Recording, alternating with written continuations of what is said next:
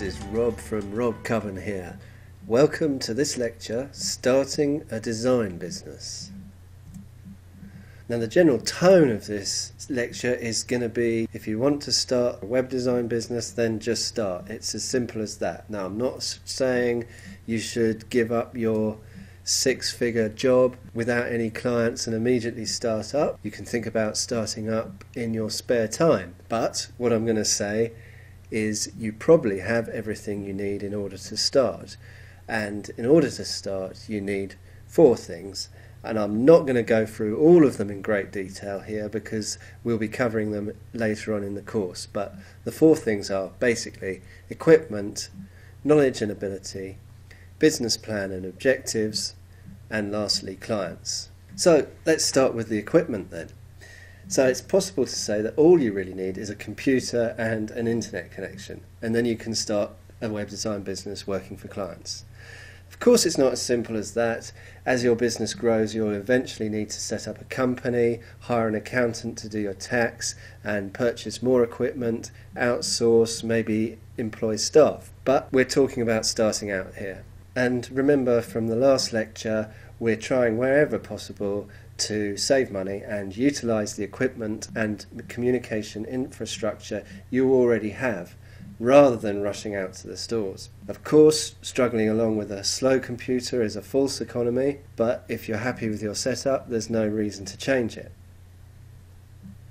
So let's talk about computers. Now, whether you're a Mac or a PC person, you'd need a fairly decent computer with lots of disk space, fast processor speed, and bags of RAM. And if I was starting out today, I'd have something like this iMac 27-inch, and that will set you back about $1,500. But this is just my personal preference. And later on in this course, you'll be seeing a survey where I've questioned loads of independent web designers across the world and asked them various questions. Of course, one of the questions I asked them was about their computer setup. So you'll see that there are many different computers used by graphic designers. Software, again, is something we'll come on to later, but I want to say a bit about it now. Now, with software, there's a lot of great free tools out there, but when you're talking graphics, you pretty much have to purchase software, and you know what I'm going to say. I'm going to talk about Adobe Creative Suite and Creative Cloud. Specifically, I have to use Photoshop, InDesign and Illustrator from this package of software. Also use others such as Acrobat Professional. It used to be a case of Adobe Creative Suite numbers 1, 2, 3, 4, 5 and 6 were old-fashioned software, which were DVDs that you loaded up onto your computer. The next version has gone to the cloud, and it's now called Adobe Creative Cloud, where you pay a monthly subscription, and that subscription depends on whether you're updating from an existing Creative Suite that you might have on your computer, how many of you are there, is there just one of you, or are you a team? And there's various price points. Also, with the old Creative Suites, there were various price points as well. There were pared down Creative Suite, which had Photoshop, Illustrator and InDesign and Acrobat Pro. But then there was Web Premium version, which included Flash and Dreamweaver. There was a Photoshop extended version, and there was a Master Collection, which sort of had all of it. Nowadays, on the cloud, the price points are more to do with how much space you have. But you'll know what you want. At the very least, you're going to want Photoshop for web design, although it would be possible at a stretch to use GIMP, but if you want to be a serious web designer, at some stage you're going to have to spend some money on either Creative Suite or Creative Cloud. So as I was saying, I usually use Photoshop, Illustrator and InDesign. I actually use Dreamweaver for text editing. You're going to have some sort of text editor to write your code and your HTML and CSS. The only reason I use Dreamweaver is because I have it on the Creative Suite version that I have, but there are other fantastic text editors that you might prefer, like Coda for example. And if this is all too much for you, you can always look for a computer on eBay which has Creative Suite already installed. And if you're a student or teacher, you can get Creative Suite and Creative Cloud at reductions. Moving on with other software, after you've had a few jobs, you might want to purchase a font management program as well. You can use font management programs like Suitcase Fusion, and these just help with opening and closing fonts quickly and safely so they don't slow up your computer too much. So let's move away from software back to hardware, and also it would be wise for me to talk about backup, because further down the line you'll have your hard disk stuffed with client work, and what happens if something goes wrong with the machine? You need a backup and a portable alternative, and this is very cheap. You can get 1 terabyte discs these days for $60 to $70, and if you have a Mac, all you have to do is set up Time Machine, and then all your work will be backed up. So if you deleted something a few days ago, you can just go back on Time Machine and find an old version that you want and back up from there. So with Time Machine you pretty much have your backup sorted, but of course it's in the same room as your computer, so if you had a fire or theft you'd probably lose both. So in this case you might want to think about a cloud backup system, and there's plenty of options to talk about here. Usually you get some free disk space in the cloud with services like Google Drive and Dropbox, but you don't get very much, and obviously you have to pay for the extra space that you want in the cloud. Of course, if you have Adobe Creative Cloud, you've got some free space there. Again, it might not be enough. But if you pay for it and you've got all your stuff on the cloud, it means you can have a fire or a theft, God forbid, and of course you won't lose anything.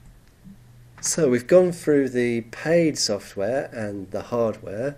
So now I'd like to talk about the free tools you can use. As I say, you probably would want to use Photoshop for web design, but there are online image editors out there, and there's two mentioned here, Pixlr and PhotoFlexer. There are open source alternatives to Creative Suite.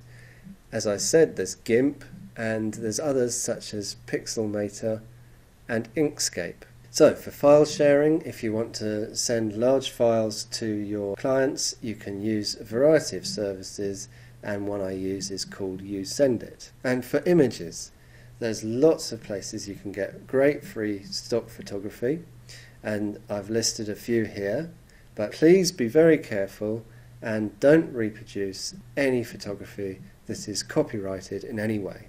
So be careful to read the copyright, and don't just take photos off the internet that you happen to think look pretty. There are lots of great free vector resources out there. There's so many good resources. You can just simply do a Google image search sometimes, and then you can find the vector you're looking for. And you can find vectors for logos these days at brandsoftheworld.com. Also, you can just Google for vectors, and usually you can find a company's vector logo online. So, fonts. There's a lot of great free fonts at dafont.com. There's a lot of other places that have free fonts, and whatthefont.com can identify a font sometimes from an image. For free fonts to use online, you can't do better than Google Web Fonts, which has around 300 excellent fonts. I use them all the time. They don't slow down your browser too much, and you just put a line of code there in the head, and all you have to put is the CSS declaration, and there you have a different font to the usual ones, Times New Roman, Arial, Georgia, whatever we used to use. Seems like a long time ago now. Grids. There's some great grids to use in your web designs, and specifically you could try the 960 grid system, and there you can download grid templates in HTML and CSS, Photoshop, Illustrator, etc. And as the name suggests, all these grids are for websites that are 960 pixels wide. Now, to help you with web development and web design, there are some absolutely bog standard tools that everyone uses many times a day, and they're all free. So there's Firebug for Firefox, and you can just use developer tools for Chrome, Internet Explorer and Firefox, I believe, even without the Firebug add-on. I tend to develop in Chrome, and I just use the Chrome developer tools many times a day if I'm developing websites. I find them absolutely essential for debugging JavaScript and working out your CSS. Onto HTML, of course there's the HTML validator, which is very useful, and also the CSS validator as well. Other online services of huge importance to the web designer are of course Google Analytics, to tell you how much web traffic you're getting and where it's coming from, and a lot else. Google Webmaster Tools, absolutely essential, great information about whether all your pages are indexed in Google, uploading your Google sitemap, and all sorts of other things. And Google Docs is just a great online service.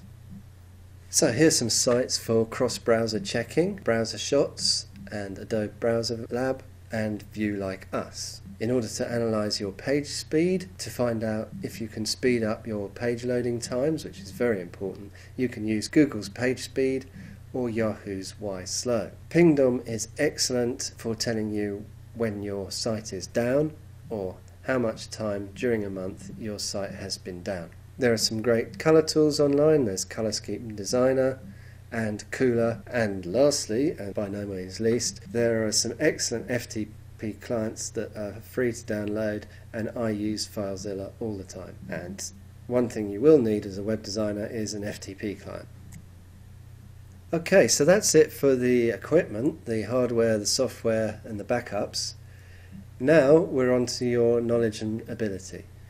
Now I can't tell you how to design all sorts of websites here, but as you're taking this course I am sure you have a lot of skill in developing and designing websites, and you know how you can help your clients.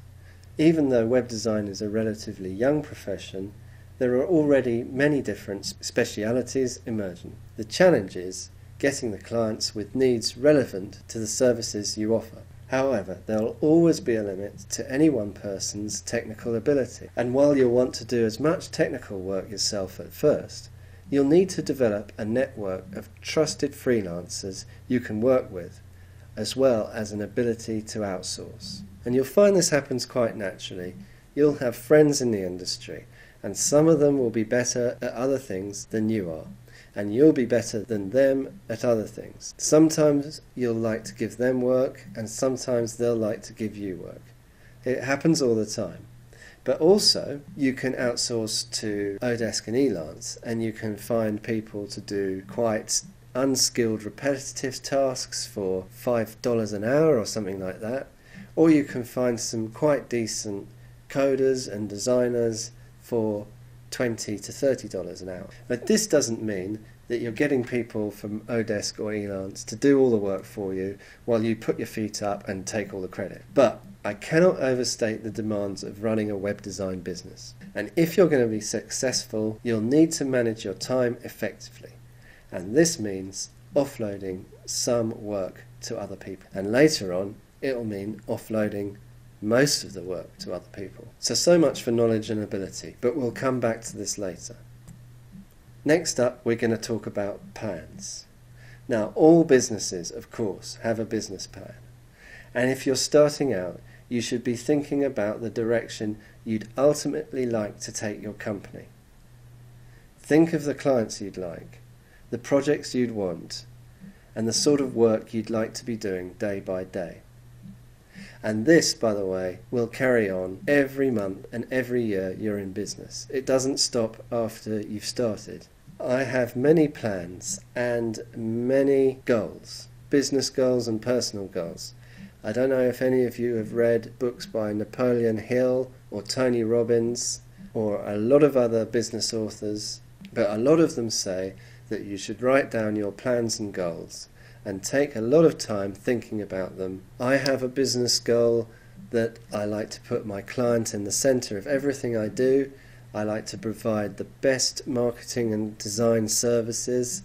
I like to be the person that is an expert about developing personal and business brands across the internet. I also have a desire to help other people start their own businesses. So, I've thought about these plans, I've written them down, and they change. They don't stay the same from 1 year to 3 years' time. Some of them can do, but as you grow with your business, they mature. But you've got to do them as soon as you start. And in addition to this, you can have 3 monthly, 6 monthly, and annual goals. So every year, at the beginning of the year, you can write down what you want to achieve in 3 months, in 6 months, and at the end of the year, and continue to do this throughout the year, and think about 3 years' time as well. Make sure the goals cover everything from the quality of work you're doing to the amount of new business you're getting, the traffic to your site, and profit. Also, try to make these plans smart, and I'm sure you've heard of SMART plans. They should be specific, measurable, achievable, realistic, and timely. And timely means time focused, so in a year's time or in 2 years' time, something like that. Now, you may not achieve all these goals, and that doesn't matter. Now, don't worry about failing, because we all fail. But the process of thinking about plans and goals and writing them down is invaluable in terms of focus for your business. Just do it. It's brilliant. Trust me. It's essential that you do this, otherwise you can easily get swamped in the day-to-day running of your business. Allied with plans is writing a simple philosophy that sums up your business, and we'll talk about this later. But as I said, I'm a great believer in just starting. Accountants can be sorted out later. The company name can be sorted out later. Stationery, of course, can be sorted out later. But you can just start now if you want to. If you've got a full-time job, you can start in the evenings, at the weekends. Now is the best time to start a new business, and designing at home is a brilliant way to make money. I was lucky, I was freelancing when I started, so I was working 5 days a week, but some weeks I would work 4 days, some weeks I'd work 3 days, but the weeks when I worked 2 or 3 days were great because I could work 2 or 3 days at home on my business. I'd work the weekends as well, of course. All I had was software, a computer, and broadband connection. And that's all you need. But later, you will have to set a proper company up with its own bank account, accounting, and you should do all this sooner rather than later. But it's not difficult. I'm in the UK, and it cost me, I think, £200 or £300 to start a business, and the accountants are quite easy to find, and they won't cost you very much as a proportion of your annual income anyway. But all the business details are different in different countries, but I suspect it's the same in most other countries. But you will have to have a business account and separate tax for your company, and the sooner you do that, the better. But the most important way to start as a web design business is with your own website, and that works to get clients to contact you. So I left this last point to the end, and we're going to start talking about it in the next lecture. So I hope you enjoyed that about starting the web design business. As always, if you have any questions, just ask me. This has been Rob from robcubbon.com. Thank you very much. Goodbye.